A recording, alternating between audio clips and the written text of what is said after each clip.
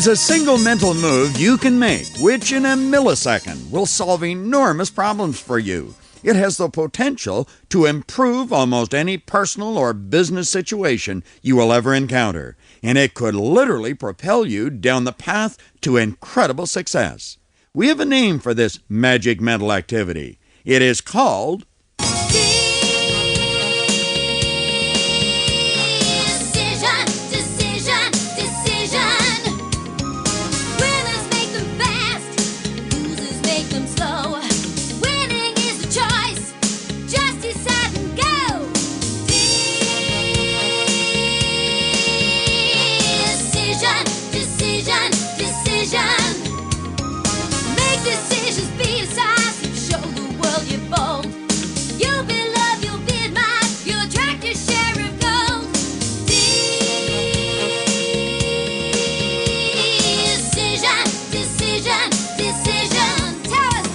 The world's most successful people share a common quality. They make decisions. Yes, decision makers go to the top, and those who do not make decisions seem to go nowhere. Think about it. Decisions, or the lack of them, are responsible for the breaking or making of careers.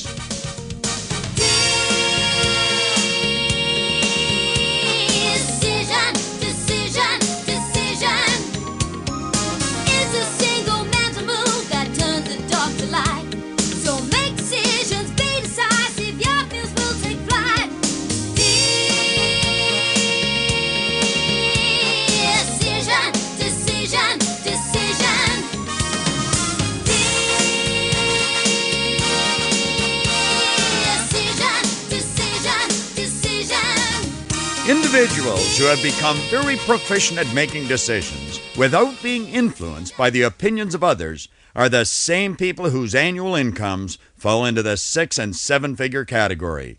The person who has never developed the mental strength to make these vital moves is relegated to the lower income ranks all of their commercial career, and more often than not, their life becomes little more than a dull, boring existence. It's not just your income that is affected by decisions. Your whole life is dominated by this power. The health of your mind and body, the well-being of your family, your social life, the type of relationships you develop are all dependent upon your ability to make sound decisions. You would think anything as important as decision-making, when it has such far-reaching power, would be taught in every school, but it's not. And to compound the problem, decision-making is not only missing from the curriculum of almost all of our formal educational institutions, it has been left out of virtually all of the training and human resource development programs in our corporate world.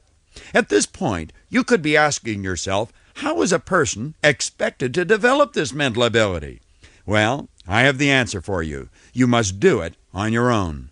And you've already begun by thinking about and digesting the information that I am sharing with you. This message is causing you to become more aware of the importance of decisions. There's an excellent book that I found on a trip to Malaysia, which you might want to add to your library. It has some very powerful information between the covers. It's called Decision Power by Harvey Kaye. That's Kaye. It's published by Prentice Hall. Kaye's book has a subtitle, How to Make Decisions with Confidence. That's the only way to make decisions. Don't make your decisions and then worry about whether you're doing the right thing. It is important to understand that it's not difficult to learn how to make wise decisions. With the proper information and by subjecting yourself to certain disciplines, you can become a very proficient and effective decision maker. And remember, it is the people who do become effective at decision-making who receive a big share of the world's rewards. Decision-making is definitely a worthwhile subject to study and a mental discipline you can master. Decision-making could be compared to a number of other mental disciplines, like thinking, imagineering, or concentrating. Each one, when developed, brings with it tremendous rewards. The person who makes the decision to strengthen these mental muscles receives as their reward what is often considered a charmed life. You can virtually eliminate conflict and confusion in your life by becoming proficient at making decisions. Decision-making brings order to your mind, and of course, this order is then reflected in your objective world, your results. James Allen, the great Victorian author, might have been thinking of decisions when he wrote, "We think in secret, and it comes to pass. Environment is but our looking glass." No one can see you making decisions, but they will almost always see the results of your decisions. The person who fails to develop this ability to make decisions is doomed, because indecision sets up internal conflicts which can, without warning, escalate into all-out mental and emotional wars. Psychiatrists have a name to describe these internal wars. It is ambivalence. My Oxford Dictionary tells me that ambivalence is the coexistence in one person of opposite feelings toward the same objective. You do not have to be the brightest person in town, and you certainly do not require a doctor's degree in psychiatry to understand you are going to have a bit of difficulty in your life permitting your mind to remain in an ambivalent state for any period of time. The person who does permit it to exist will become very despondent and virtually incapable of any type of productive activity. It is obvious that anyone who finds themselves in such a mental state is not living. At best, they are merely existing. A decision or a series of decisions would change everything. A very basic law of the universe is create or disintegrate. Indecision causes disintegration. How often have you heard a person say, "I don't know what to do"? How often have you heard yourself say, "What should I do"? Think about some of the indecisive feelings you and virtually everyone else on this planet experience from time to time. Love them, leave them. Quit, stay. Do it, don't do it. Go bankrupt, no, don't. Go to work, watch TV. Buy it, don't buy it. Say it, don't say it. Tell them, don't tell them. Everyone, on occasion, has experienced these feelings of ambivalence. If it happens to you frequently, decide right now to stop it. The cause of ambivalence is indecision. But we must keep in mind that the truth is not always in the appearance of things. Indecision is a cause of ambivalence. However, it is a secondary cause. It is not the primary cause. I have been studying the behavior of people who have become very proficient at making decisions for over a quarter century. They all have one thing in common. They have a very strong self-image, a high degree of self-esteem. They may be as different as night is today in numerous other respects, but they certainly possess confidence. Low self-esteem or a lack of confidence is the real culprit here. Decision makers are not afraid of making an error. If and when they make an error in their decision or fail at something, they have the ability to shrug it off. They learn from the experience, but they never submit to the failure. Every decision maker was either fortunate enough to have been raised in an environment where decision making was a part of their upbringing, or they developed the ability themselves at a later date.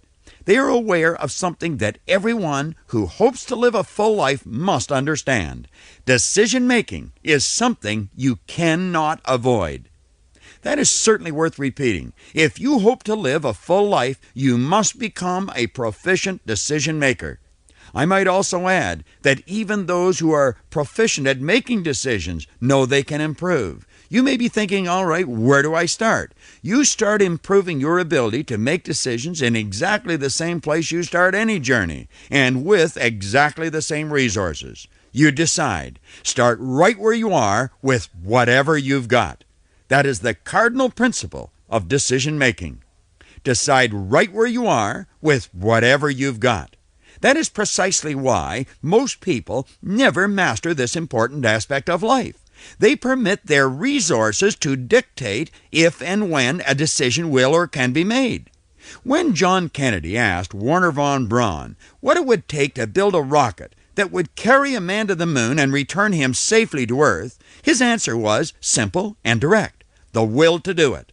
President Kennedy never asked if it was possible. He never asked if they could afford it, or any one of 1,000 other questions, all of which would have, at the time, been valid questions. President Kennedy made a decision. He said, "We will put a man on the moon and return him safely to Earth before the end of the decade." The fact that it had never been done before in all of the hundreds of thousands of years of human history was not even a consideration. He decided where he was with what he had. The objective was accomplished in his mind the second he made the decision. It was only a matter of time, which is governed by the natural law of the universe before the goal was manifested in form for the whole world to see. I was just hours ago in an office with 3 people. We were discussing the purchase of shares in a company. I was selling, they were buying. After a reasonable amount of time, one of the partners asked me when I wanted a decision. I replied, right now. I said, you already know what you want to do. There was some discussion about money. I pointed out that money had nothing to do with it. Once you make the decision, you'll find the money every time. If that is the only benefit you receive from this particular message on decision-making, burn it into your mind. It will change your life. I explained to these 2 people that I never let money enter my mind when I am deciding whether I will or will not do something. Whether I can afford it or not is never a consideration. Whether I want it or not is the only consideration.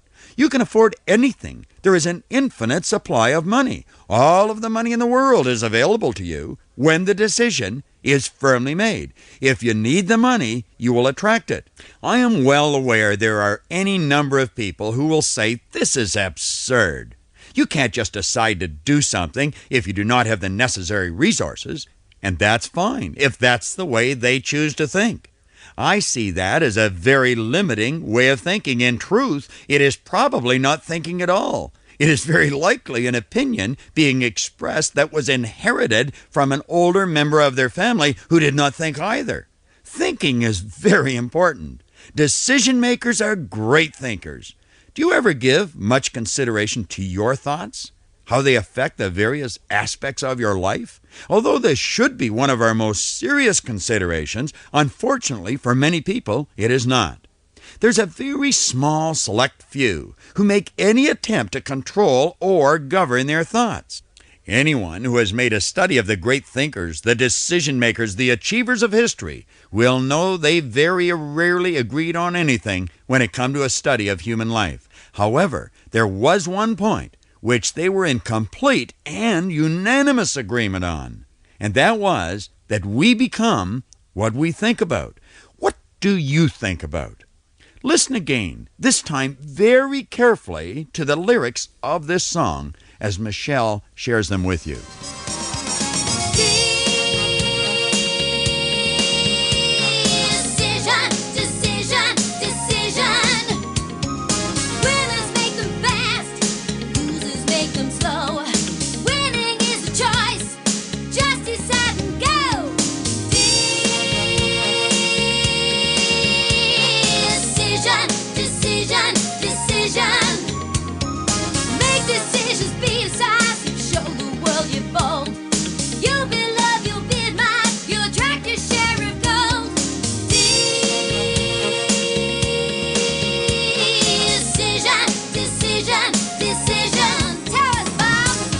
Isn't that great? Isn't she great? You've got to order Michelle's album of cassettes on affirmation power. They're phenomenal. Her positive songs will keep your thoughts on the right track. You and I must realize that our thoughts ultimately control every decision we make. You are the sum total of your thoughts. By taking charge this very minute, you can guarantee yourself a good day. Refuse to let unhappy, negative people or circumstance affect you. The greatest stumbling block you will ever encounter when making important decisions in your life is circumstance. We let circumstance get us off the hook when we should be giving it everything we've got. More dreams are shattered and goals lost because of circumstance than any other single factor. How often have you caught yourself saying, I'd like to do this or that, but I can't because? Whatever follows because is the circumstance. Circumstance may cause a detour in your life, but you should never permit them to stop you from making important decisions. Napoleon said, circumstance, I make 'em. The next time you hear someone say they would like to vacation in Paris or purchase a particular automobile, but they can't because they have no money, Explain they don't need the money until they make a decision to go to Paris or purchase the car. When the decision is made, they will figure out a way to get the amount needed. They always do. Many misguided individuals try something once or twice, and if they do not hit the bullseye, they feel they are a failure. Failing does not make anyone a failure, but quitting most certainly does, and quitting is a decision. By following that form of reason, you would have to say, when you make a decision to quit, you make a decision to fail. Every day in America, you will hear about a baseball player signing a contract which will pay him a few $1,000,000 a year. You should try and keep in mind that same player misses the ball more often than he hits it when he steps up to the plate. Everyone remembers Babe Ruth for the 714 home runs he hit, but they very rarely mention that he struck out 1,330 times. Charles F. Kettering said, and I quote, "When you're inventing, if you flunk 999 times and succeed once, you're in." Now that is true of just about any activity you can name.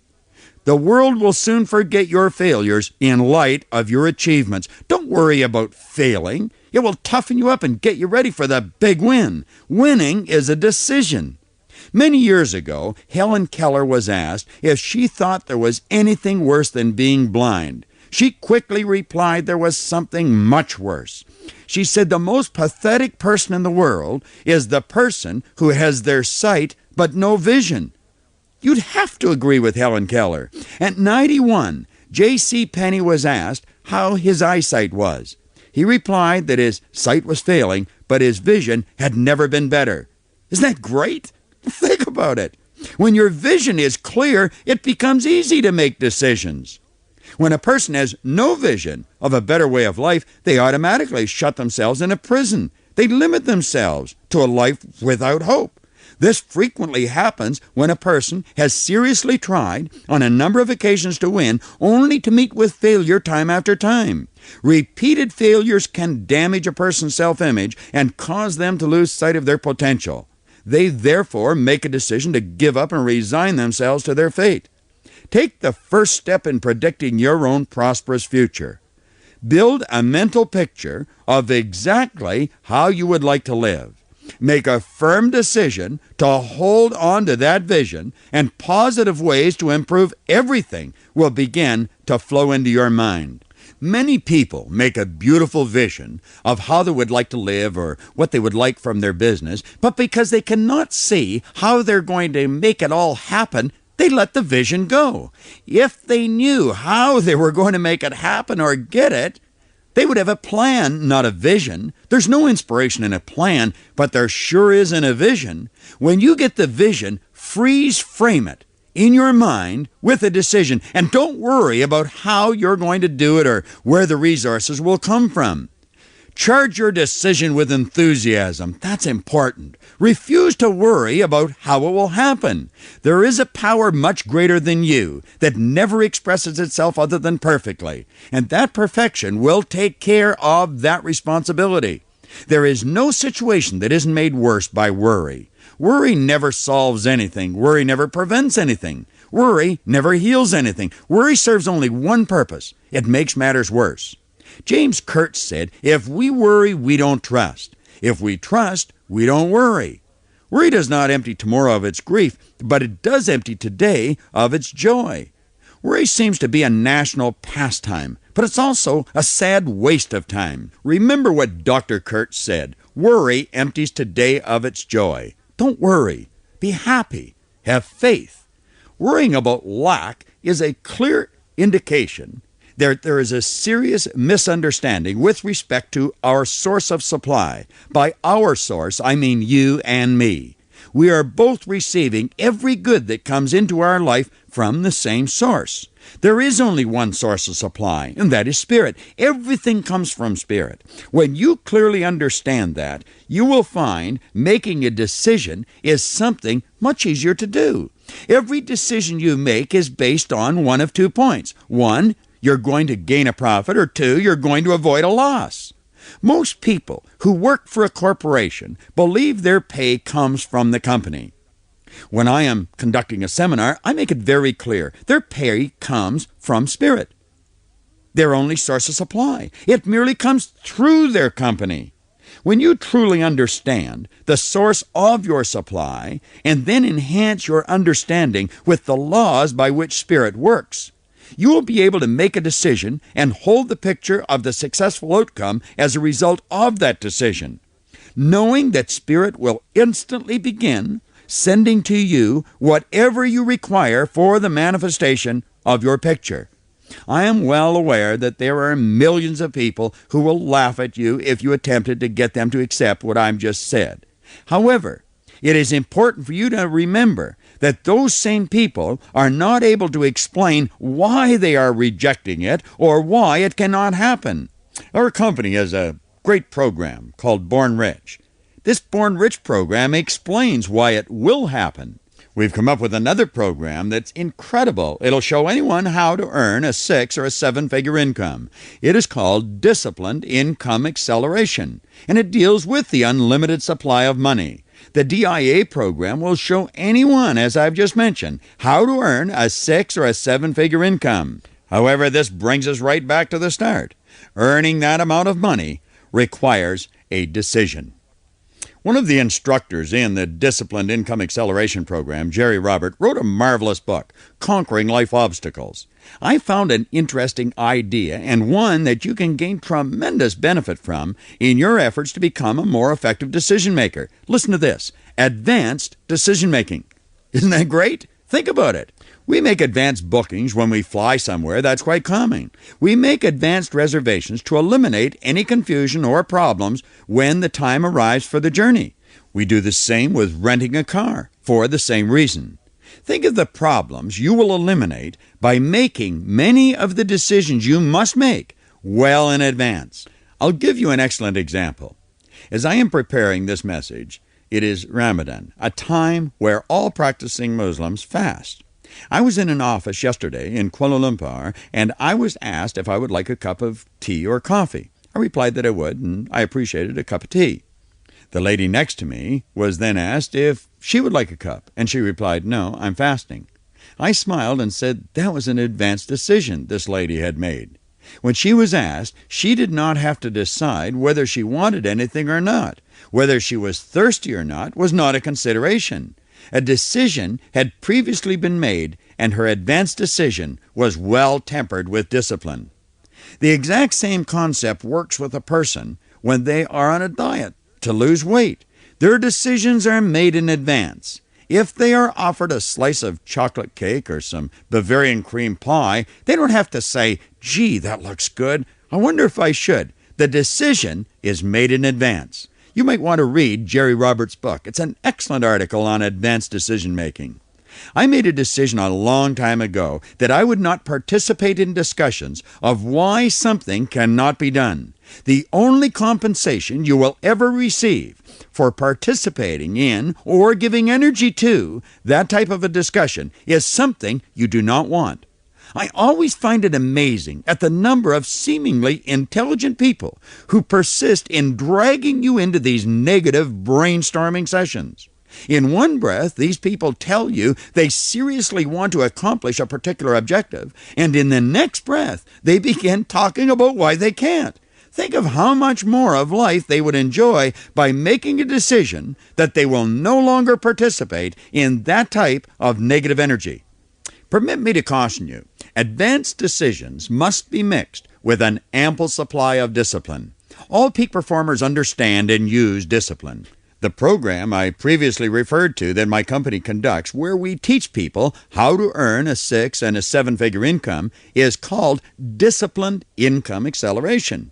Discipline is to success what carbon is to steel. Any decision you make must be backed by discipline. Research indicates that highly successful individuals make decisions very quickly and change those decisions very slowly if and when they are changed at all. By comparison, the person who rarely enjoys any degree of success makes decisions very slowly, and they change their decisions very quickly and often. Those individuals who rarely win generally have the habit of being influenced in their decision-making by the opinions of others, while their successful counterparts follow their own counsel. The most natural thing in the world for you to do in life is probably the most destructive insofar as succeeding at anything is concerned. That is following the crowd. Historically, the crowd has always been traveling in the wrong direction. You were encouraged to be like the other kids when you were young. You have been conditioned to follow the crowd. In many schools, you were even dressed like the other kids. Well, you're not a child any longer, and you're not like the other kids. You are unique. That is what makes the Mona Lisa so valuable. There is only one, and similarly, there is only one of you. Be yourself. Break away from the crowd. Make your own decisions. The humanistic psychologist Dr. Abraham Maslow, who devoted his life to studying self-actualized people, stated very clearly that we should follow our inner guide and not be swayed by the opinions of others or outside circumstances. Maslow's research showed that the decision makers in life had a number of things in common. Most importantly, they did work they felt was worthwhile and important. They found work a pleasure, and there was little distinction between work and play. Dr. Maslow said, to be self-actualized, you must not only be doing work you consider to be important, you must do it well and enjoy it. Dr. Maslow recorded that these super performers, these superior performers, had values. Those qualities in their personalities they considered to be worthwhile and important. Their values were not imposed by society, parents, or other people in their lives. They made their own decisions. Like their work, they chose and developed their values themselves. Your life is important, and at its best, life is short. You have the potential to do anything you choose and do it well. But you must make decisions. And when the time for decision arrives, you must make your decision where you are with what you've got. Let me leave you with the words of two great decision makers, William James and Thomas Edison. William James suggested that compared to what we ought to be, we are making use of only a small part of our physical and mental resources. Stating this concept broadly, the human individual thus lives far within his limits, possesses powers of various sorts which he habitually fails to use. Years later, Thomas Edison said, and I quote, "If we all did the things we are capable of doing, we would literally astound ourselves." By making a simple decision, the greatest minds of the past are available to you. You can literally learn how to turn your wildest dreams into reality. Decide to study the lives of the great leaders of the past, and couple that decision with the decision to develop all of that potential that William James and Thomas Edison were referring to. You have it, use it. Put this valuable information to use. Recognize the greatness which exists within you.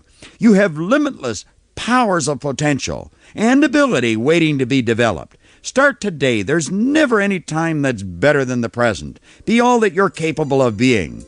Listen carefully to our star of affirmation, Michelle, as she gets your right brain involved in a left brain activity. Listen to the decision song.